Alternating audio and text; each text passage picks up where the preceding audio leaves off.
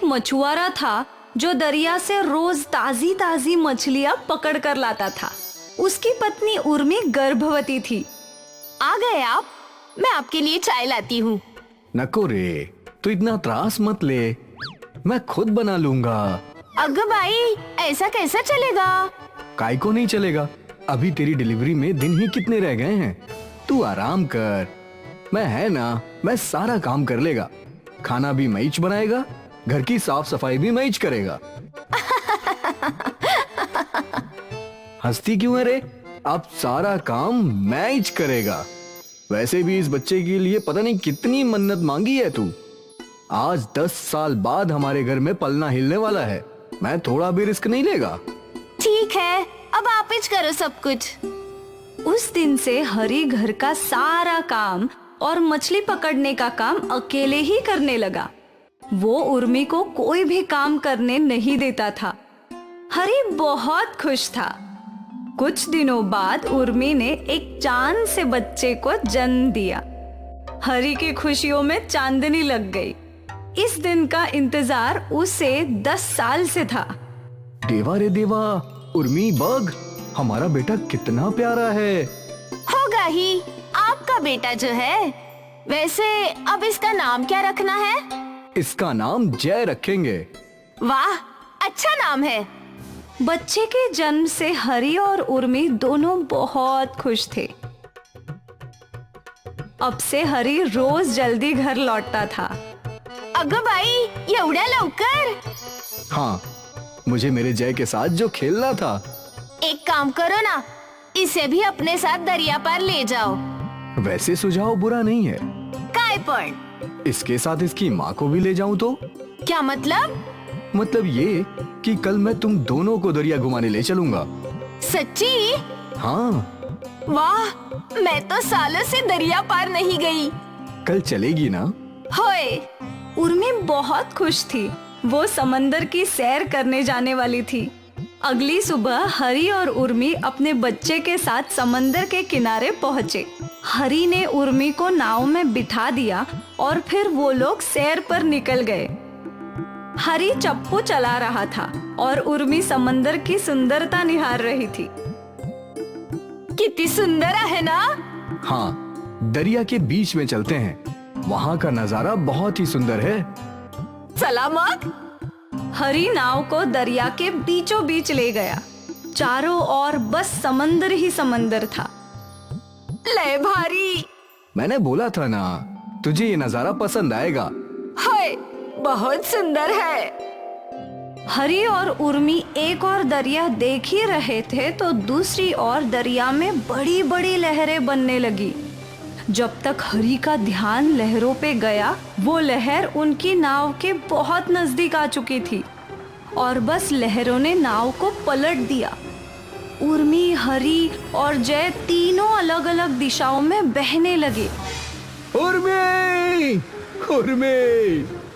मेरा बच्चा, अब मेरा बच्चा कहाँ है? हरी को उर्मी मिल गई पर बच्चे का नामो निशान नहीं था।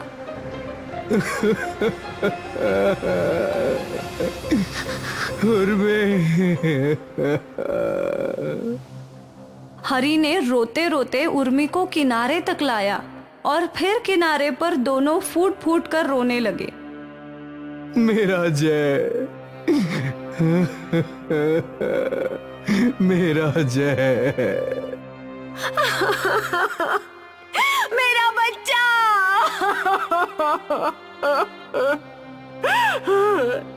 10 साल बाद हरी और उर्मी को बच्चा हुआ तो वो भी भगवान ने उनसे छीन लिया।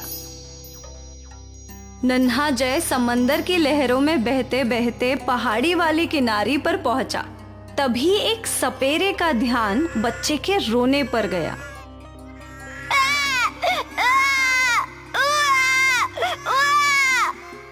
ये बच्चा यहाँ कैसे आया? अरे बाप रे! सपेरे ने झट से बच्चे को पानी से उठा लिया। इसके माता पिता कौन होंगे? कहीं वो दोनों भी तो समुद्र में नहीं डूब गए? अरे रे रे, यही होगा। कोई और तो आसपास दिखाई नहीं दे रहा। मतलब दरिया ने उन्हें छीन लिया। अब इस बेचारे बच्चे का क्या होगा?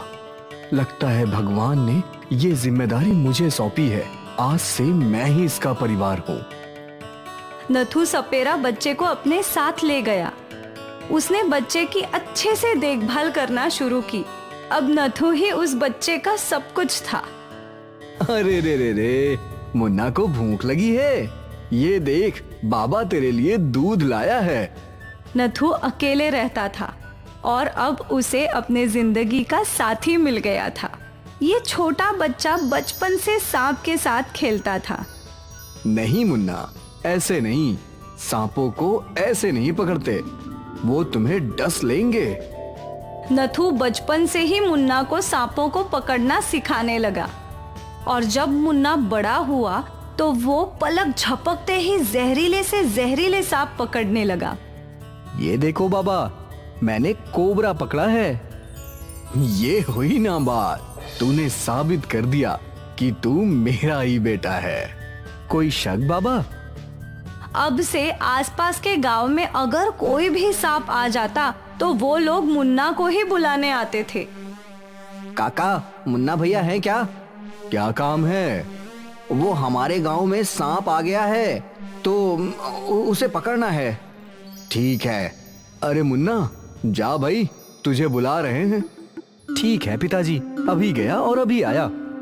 धीरे धीरे नथु की तबीयत खराब रहने लगी। मुन्ना परेशान था, उसका सब कुछ नथु ही तो था। बाबा, मैं आपके लिए दवाइयाँ लेकर आता हूँ। रुक जा बेटा, मुझे तुझे एक सच बताना है। मैं दवाइयाँ लेकर आ जाऊँ, फिर बता देना। नहीं बेटा, तुझे अभी सुनना होगा। तू मेरा खून नहीं है।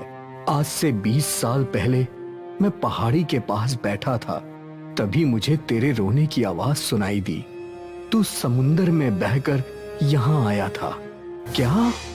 उस दिन मैंने तेरे माता पिता को ढूंढने की पूरी कोशिश की, लेकिन वो मुझे नहीं मिले।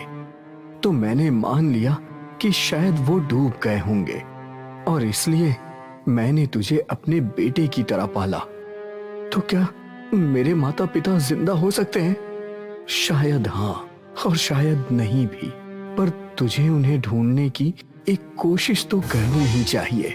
ठीक है बाबा। मुन्ना, कभी अपने बाबा को भूलना मत। ये आखिरी शब्द कहकर नथु ने अपने प्राण छोड़ दिए। बाबा!